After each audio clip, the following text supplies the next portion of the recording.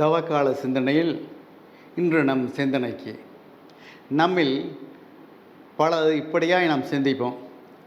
ஏனோ இந்த பூமியிலே பிறந்து விட்டோம், நமக்கு ஒரு நல்ல படிப்பு கிடைத்தது, வேலை கிடைத்தது, ஒரு குடும்பம் அமைந்தது, ஏதோ என் வாழ்க்கை ஓடிக்கொண்டிருக்கிறது என்று நாம் அப்படியே நம் வாழ்க்கையை ஓட்டிக்கொண்டிருப்போம். எனக்கு அன்பானதிலே அப்படி அல்ல. கடவுளுடைய பிள்ளைகளாகிய உங்களுடைய வாழ்க்கையிலே கடவுள் ஒரு திட்டத்தை வைத்துள்ளார்.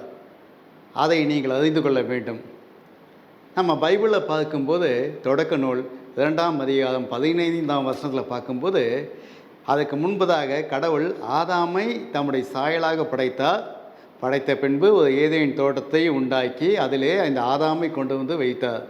அந்த ஆதாமை எதுக்காக கொண்டு வந்து வைத்தார் என்று பார்க்கும்போது, அந்த ஏதேன் தோட்டத்தை பண்படுத்தும் காக்கும் கடவுள் கொண்டு வந்து வைத்தார் என்று அந்த வசனம் சொல்லுகிறது.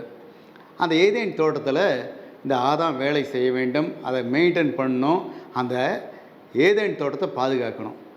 இதுதான் அவருடைய வேலை. ஆதாமுக்கு மட்டுமல்ல, ஏவாளுக்கும் இந்த வேலை கொடுக்கப்பட்டது. அதே போல தான் ஆதாம் மேல் எப்படி ஒரு திட்டம் வைக்கப்பட்டதோ, இன்றைய நாளில் இந்த நிகழ்ச்சியை பார்த்து கொண்டிருக்க உங்கள் வாழ்க்கையிலும் கூட கடவுள் இப்படிப்பட்ட ஒரு திட்டத்தை வச்சிருக்கார். அந்த ஏதேன் தோட்டத்தை போல ஒரு நல்ல அழகிய குடும்பத்தை கொடுத்து, மனைவியை கொடுத்து, பிள்ளைகளை கொடுத்து வைத்துள்ளார். இந்த குடும்பத்தை நீங்கள் பண்படுத்த வேண்டியது, இந்த குடும்பத்துக்காய் உழைக்க வேண்டியது உங்களுடைய வேலை. இந்த குடும்பத்தை பாதுகாக்க வேண்டியது உங்கள் வேலை. உங்களுடைய பிள்ளைகளை சரியான பாதையிலே நடத்த வேண்டியது உங்களுடைய வேலை.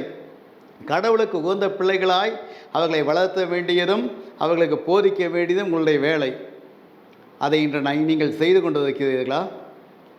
எனக்கு அன்பான சகோதரனே, சகோதரியே, நீங்கள் ஏதேன் தோட்டமாகிய கடவுளுடைய பிரசனத்தில் இருக்கீங்களா? நீங்கள் முதலாவதாக உங்கள் பிள்ளைகளுக்கு முன்மாதிரியாக ஜெபித்து கொண்டு இருக்கிறீர்களா? கடவுளுக்கு உகந்த வாழ்க்கை வாழ்ந்து கொண்டு இருக்கிறீர்களா? கடவுளுடைய வார்த்தைகளுக்கு கீழ்ப்படுகிறீர்களா?